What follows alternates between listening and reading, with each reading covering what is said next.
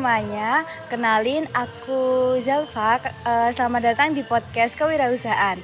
Pada podcast ketiga kali ini kita akan membahas tentang strategi pemasaran digital, kunci kesuksesan bisnis online dan cara mengatur keuangan dalam berbisnis. Di sini aku ditemenin sama pembisnis online. Bisa kenalan dulu ya. Halo semuanya, perkenalkan nama aku Audra Anggiana Rinjani, bisa dipanggil Audra atau Anggi. Aku mahasiswa Prodi Ilmu Politik angkatan 22 dan saat ini kesibukan aku adalah mengurus bisnis online shop di bidang fashion, yaitu allshopperin.id. Oke, halo Audra. Halo, halo. Bisa cerita dulu nih awal mula Audra merintis bisnisnya itu dari kapan, terus inspirasinya tuh dari siapa gitu? Oh iya, oke. Sebenarnya aku tuh bingung ya mau ngejelasin awal mulanya dari mana sih, tapi kita sharing-sharing aja ya, Iya. santai ya. Oke. Sebenarnya bisa dibilang kalau untuk diceritain awal mula, aku tuh dari kecil tuh emang udah seneng banget sama berwirausaha. Kayak dari kecil tuh aku tuh udah sering banget kayak jualan-jualan makanan, minuman. Nah, dan untungnya tuh disupport sama orang tua aku. Terus setelah memasuki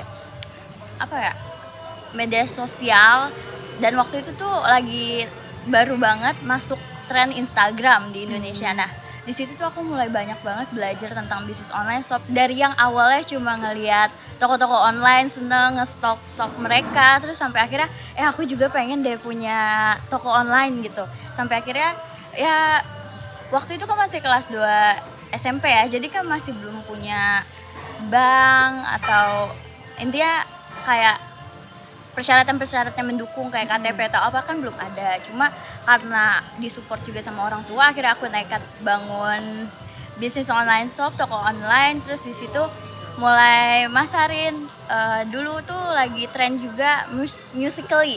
Nah, iya benar. Nah benar kan. Nah di situ kan lagi ada tren muser-muser gitu. Iya. Atau Musical.ly user. Nah di situ kan banyak banget tuh yang ngikutin kayak kegiatan-kegiatan dan apa aja sih yang mereka pakai. Kayak misalkan dulu lagi tren Tumblr Live, Socket, terus Mandala juga. Nah aku mulai ngejualin itu, terus didukung sama keluarga aku. Jadi masih pakai, waktu itu masih pakai rekening kakak-kakak sepupuku atau rekening orang tuaku gitu.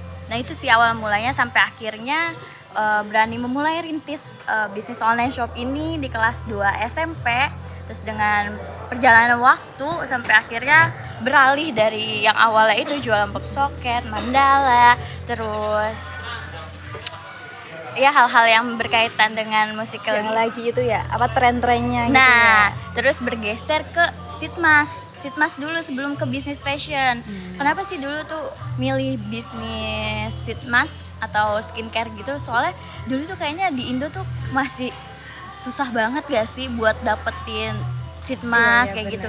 Dan dulu tuh kayaknya harus just tip dari luar negeri Iya, kan. bener. Sedangkan gak semua orang tuh ngerti cara just tip dari luar negeri, terus cara gimana dapetin produk lah gitu. Terus saat itu aja tuh kayak maksudnya berbelanja online aja tuh orang-orang masih awam. Nah Iya, aku bener.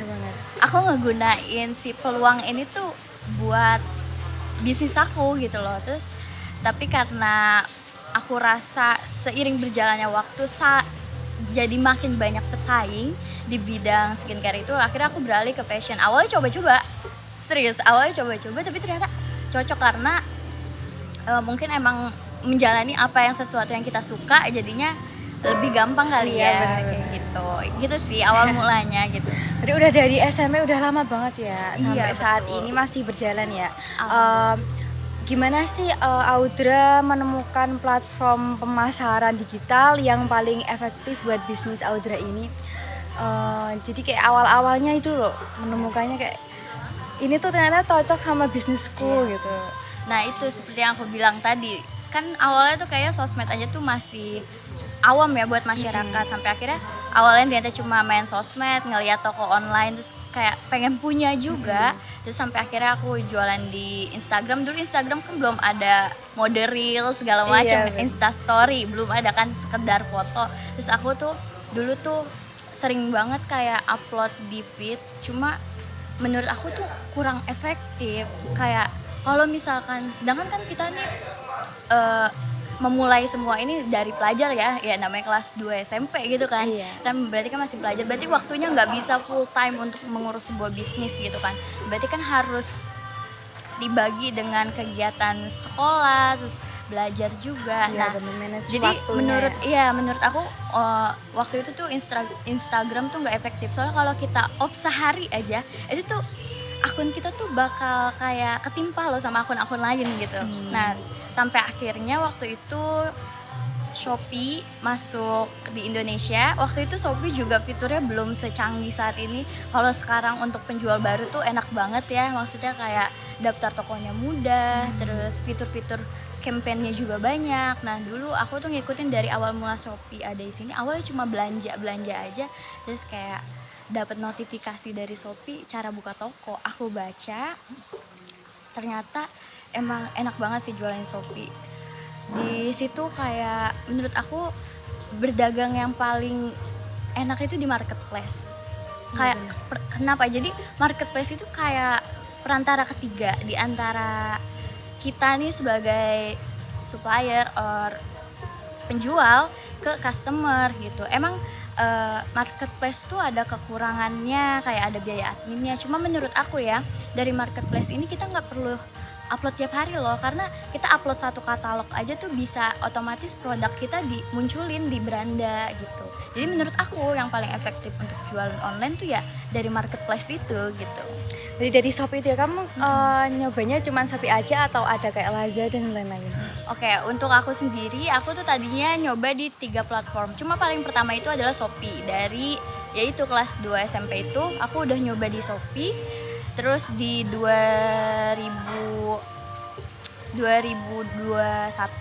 itu aku nyoba di Lazada, dan baru 2022 kemarin itu aku nyoba di TikTok Shop. Cuma kan TikTok Shop ya tahu sendiri berita yang happening ini baru aja diblokir dan ditutup gitu. Jadi untuk fokus aku sendiri sih sekarang ke Shopee sama Lazada. Nah, ya itu sih marketplace menurutku kayak paling enak buat kita yang waktunya fleksibel dan nggak perlu bikin website mandiri, karena bikin website mandiri kan perlu uang juga ya. Buat kita yang ngerintis sih lebih enak di marketplace gitu. Berarti paling banyak menghasilin uang tuh waktu di Shopee-nya gitu Di ya? Shopee itu pendapatan utama sih gitu. Iya. Emang sih. Lalu Audra, apa strategi khusus yang Audra gunain buat menjangkau pasar target yang tepat nih? Oke. Untuk strategi khusus sih aku sih selalu observasi pasar ya. Maksudnya apa sih yang lagi happening saat ini. Nah, kita tuh sebagai penjual atau seller tuh harus banget sering-sering Ngikutin tren gitu ya? Nah, iya betul, ngikutin tren. Kayak apa sih yang lagi trending, terus sampai akhirnya kita jangan menjual produk yang sama. Kalau produk yang sama, otomatis kita bakal kalah dengan seller yang lebih besar dari kita, karena kita pasti nggak mampu menjual dengan harga yang lebih murah gitu kan. Nah, jadi strategi aku tuh biasanya menjual barang yang mirip tapi punya keunikan sendiri. Jadi para customer nih bisa memilih mau beli barang satu atau barang dua. Nah, jadi nggak cuma membandingkan harga, tapi apa loh kelebihan produk kita. Terus strategi pasar yang aku gunain juga kayak interaktif dengan pembeli sih. Misalkan kalau misalkan di Shopee gitu ya, kayak ada yang nanya, kita harus cepet-cepet balas tuh, karena Fast respon ya? iya. Terus kan biasanya kayak pembeli juga kayak nanya, Kak real pick-nya gimana sih Iya, gitu. Nah, bener. itu tuh dengan pas responnya kita, kayak kita melayani mereka dengan baik, menjalin hubungan baik sama customer sesuai apa yang mereka mau. Nah, itu tuh akan nimbulin trust ke mereka, dimana trust itu justru bakal berdampak positif dong ke bisnis kita, yang bakal buat bisnis kita berjalan naik gitu sih. Bisa dijadiin kayak tokonya ini sebagai langganan gitu ya, karena Iya pelayanannya. betul, iya betul. Lalu Audra, kalau gimana sih cara Audra menerapkan SEO atau pengoptimalan mesin telusur di itu ya, Shopee-nya itu ya. Iya, Misal iya. mau ngetik sweater apa gitu, Iya. atau tokonya Audra apa gitu. Terus dan pemasaran konten dalam bisnis Audra itu gimana ya? Misal kayak Audra bikin konten di TikTok juga, nanti Audra yang pakai produknya gitu. Gimana sih? Ya untuk teknik SEO ini aku tuh sering-sering banget ngebuka seller center Shopee. Nah, seperti yang udah kita ketahui kan marketplace ini makin tahun pasti mereka melakukan evaluasi dong. Dimana pasti banyak banget fitur-fitur terbaru dari mereka. Nah, itu kita juga tuh harus sering-sering baca pedoman-pedoman yang mereka berikan ke kita, upgrade-upgrade baru apa ke kita. Nah, biasanya itu ngebantu banget untuk SEO ini. Biasanya nanti si Shopee or Lazada ini tuh dia memberikan catatan. Jadi dari katalog yang ada di toko kita itu tuh mana yang paling sering diklik sama pembeli atau mana yang paling sering dimasukin ke keranjang sama pembeli. Jadi kita tahu nih tren mana sih yang sebenarnya lagi diminati nih sama customer. Terus biasanya mereka juga ngasih catatan-catatan tentang nggak cuma produk kita nih yang lagi happening misalkan, tapi produk orang lain pun dikasih tahu nih yang lagi best seller tuh apa. Misalkan ada baju garis-garis gitu kan. Nah, kita tuh bisa jadiin hal itu tuh buat optimalisasi bisnis kita ke depannya. Misalkan garis-garis dia hitam putih, oh dia garis-garisnya kayak gini, kita mungkin bisa mengembangin ide itu, kita buat agak beda dikit ya. Baju dengan produk yang mirip tapi sebenarnya berbeda loh, misalkan warnanya lebih nude kayak gitu atau lebih kalem kayak gitu. Jadi ya itu sering-sering cek seller center itu ngebantu banget buat naikin SEO ini. Terus juga biasanya kan ada campaign ya dari Shopee maupun Lazada. Nah, itu kita harus banget sering-sering ikutin. Kenapa sih harus sering-sering ikutin? Soalnya biasanya untuk Shopee sama Lazada itu kalau sellernya sering ikut campaign, walaupun misalkan produk kita belum diminati nih sekarang, tapi sellernya rajin loh ikut campaign, kayak gratis ongkir, diskon, terus kayak flash sale, terus kayak misalkan pas Harbolnas, hari belanja nasional, kayak misalnya 11.11 kemarin, itu ada campaign juga biasanya. Nah, kalau kita misalkan sering-sering ikutin kegiatan kayak gitu, biasanya si marketplace ini ngedetect kalau kita tuh sebagai seller yang aktif. Nah, biasanya kalau udah kedetect sebagai seller yang aktif, nanti kita dapat promosi gratis.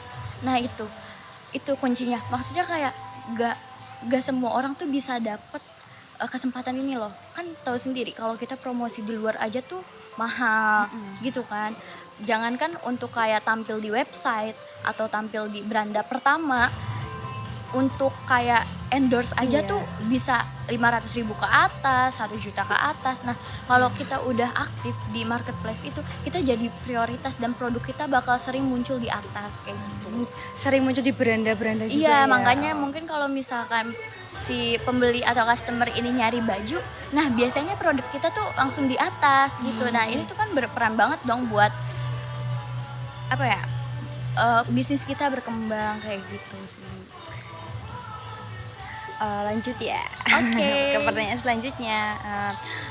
Gimana sih Audra ngatur anggaran untuk pemasaran digital ini? Oh, oke.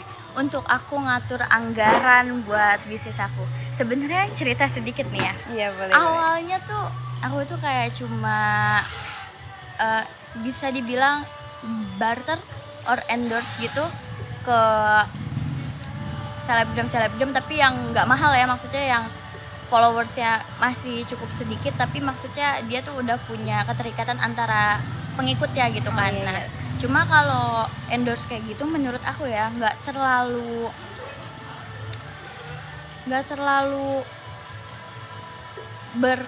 berpengaruh terhadap bisnis. Justru menurut aku ada satu hal yang sangat amat berpengaruh, yaitu kalau misalkan kalian jualan di marketplace, cobain fitur promosi. Itu berbayar. Ada fitur promosinya ya? Ada. Biasanya di marketplace tuh ada, mereka sudah menyediakan tapi emang berbayar. Nah, untuk yang baru memulai, misalkan tokonya belum ada ratingnya, aku saranin jangan dulu. Mending kalian arahin teman-teman kalian atau orang-orang yang mau beli dagangan kalian untuk check out di toko online kalian dulu, baru nanti setelah toko kalian udah punya rating, baru nanti kalian bisa ikut campaign yang promosi itu ya. Nah, terus baru banget kemarin-kemarin ini aku tuh kan senang banget ya ngobrol sama orang-orang random, ngobrolin tentang bisnis or anything gitu ya. Ada satu pengalaman yang membuat aku terbuka. Jadi aku tuh ketemu salah satu orang, nggak sengaja dan nggak kenal.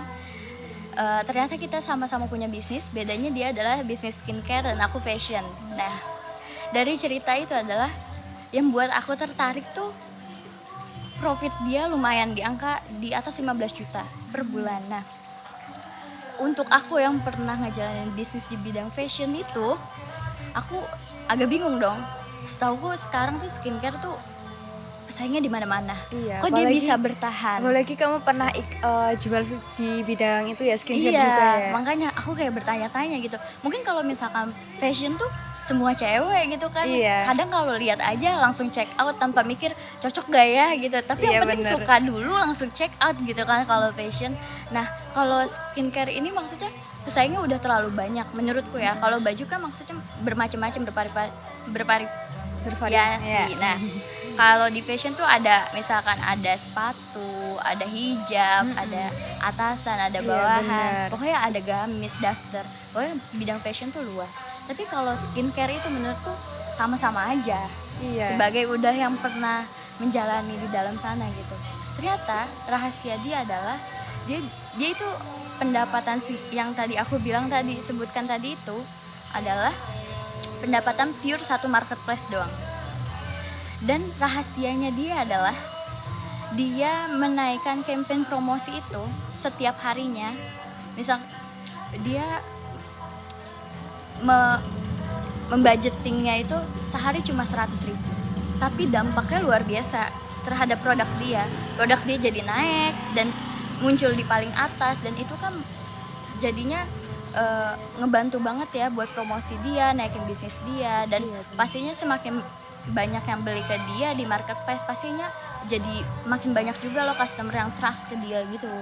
Apalagi kalau yang di brandanya tulisannya 10.000 yang beli Nah, kayak iya, gitu ya, yang terus check apalagi out kalau gitu. udah ada label star seller, nah ya Terus kan masuk 20 itu ya. iya, mall seller kayak udah pelanggan langsung beli ini lah. bener, kayaknya Ya udah kayak terpercaya nih, gitu. terpercaya gitu. Iya, nah itu sih maksudnya salah satu yang aku pakai juga gitu akhirnya di bisnis aku, yang membudgeting itu buat iklan. Tadinya kan aku cuma kayak ikut campaign gratis dari Shopee buat temen-temen mungkin yang baru memulai. Oke, ikut campaign gratis dari Shopee itu juga amat sangat berpengaruh untuk bisnis kalian, buat kemajuan bisnis kalian. Tapi kalau misalkan kalian udah cukup profit, aku saranin untuk ya itu, naikin fitur promosi itu. Jadi jangan sampai lengah lah, maksudnya kan namanya berbisnis online tuh pasarnya luas ya, maksudnya jangan sampai kesalip yang lain gitu. Kalian juga harus mempertahankan bisnis kalian tuh tetap optimal gitu loh.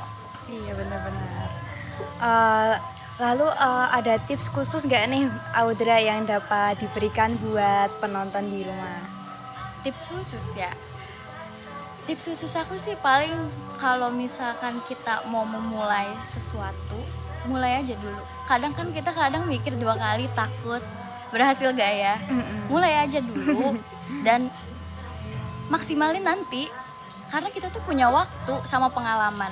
Waktu menghasilkan pengalaman, dan pengalaman itu guru berharga sebenarnya buat kita belajar gitu, buat menemukan hal-hal baru. Terus untuk kalian yang misalkan mau memulai bisnis, kalian harus bisa amat sangat mencintai proses, karena bisnis itu bukan sebuah hasil aja. Kadang kan banyak orang yang pengen bisnis karena pengen profit misalkan ratusan juta gitu. No, bisnis itu banyak banget di situ proses-prosesnya. Iya, rintangannya juga banyak banget ya. Bener. Dan nggak semudah itu gitu. Jadi kalau misalkan terus nanti kalau misalkan kalian udah dapetin itu, terus kalian mau ya udah selesai gitu kan, nggak mungkin kan. Jadi menurutku untuk yang mau memulai bisnis ya mulai aja dulu dan nikmatin prosesnya. Terus ya udah start aja dari apa yang kamu punya, nanti kamu kan belajar dengan waktu itu, nanti kamu bisa ngoptimalin diri kamu ke depannya kayak gitu sih. Lanjut ya Audra ke pertanyaan selanjutnya. Apa sih langkah-langkah yang Audra ambil dalam mengelola bisnis Audra ini? mengelolanya itu dalam mengelola keuangan dengan bijak. Oh ya. Nah, terutama dalam operasional sehari-hari dan rencana jangka panjangnya. Oke. Untuk pengaturan keuangan. Iya.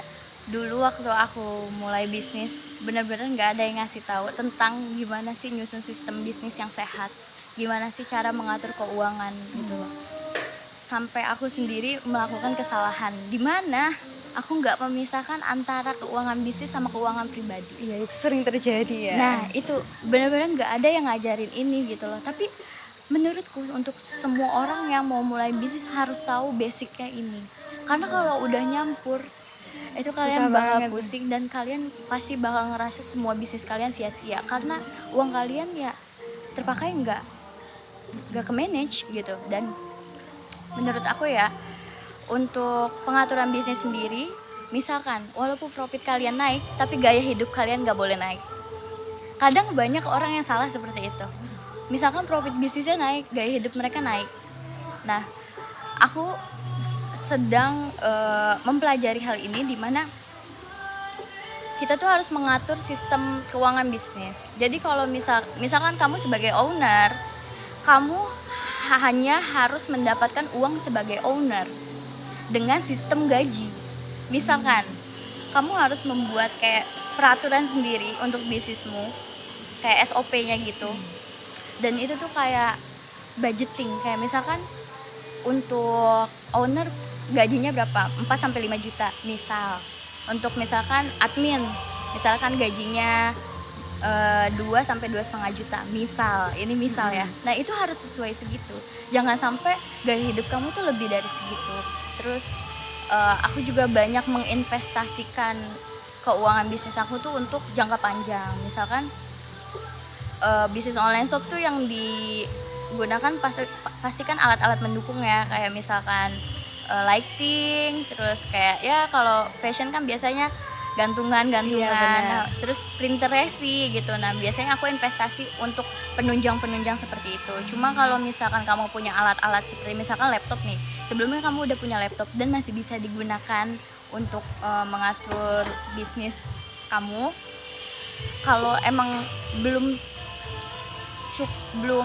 waktunya ganti, ya jangan Pertahanin ganti, dulu ya. pertahanin dulu, pakai yang ada dulu aja. Karena kamu tuh beli apa yang kamu butuhkan, bukan yang kamu mau. Kadang kalau udah dapat profit, dapat keuntungan tuh kayak udah terlena deh. Iya, benar. Malah mau beli A, mau beli B, mau beli C, dan yang ujung-ujungnya bukannya bikin bisnis kita jangka panjang, malah stuck. Iya, gitu. benar. Dan Kayak bisa capek maju doang. juga ya. Iya, benar, kayak gitu sih kalau aku. Kalau Audrey bikin tuh juga gak buku apa namanya, rekap itu sih, rekap keuangan gitu ya? Iya, pasti itu ya. Oke, udah di penghujung ini acara nih. Ada pesan gak buat pendengar yang mau ngejalanin bisnis online dari Audrey? Seperti yang udah aku katakan tadi ya, paling pertama biasanya manusia tuh selalu ada ketakutan di pikirannya. Tapi kamu nggak bakal pernah tahu kalau misalkan kamu mencoba dulu. Dan menurut aku mulai aja dulu, mulai lalu nanti optimalkan nanti. Jadi start now, optimize later gitu. Jadi mulai aja dulu, karena untuk mengoptimalkan semuanya itu ya nanti juga ada waktu yang mengajarkan kamu, ada pengalaman-pengalaman mengajarkan kamu. Kalau misalkan nunggu optimal di awal, kapan mau mulainya? Kayak gitu sih. Keren. Kayak gitu sih. Oke, makasih Audrey udah datang ke podcast kewirausahaan ini ya. Ini aku ada apa ya namanya, kenang-kenangan sih. Apa tuh? Ntar foto bareng ya. Boleh. Wah, Ini semoga nggak salah namanya ya. bener. Wah. Betul mas. Makasih udah undang aku. Makasih udah datang juga.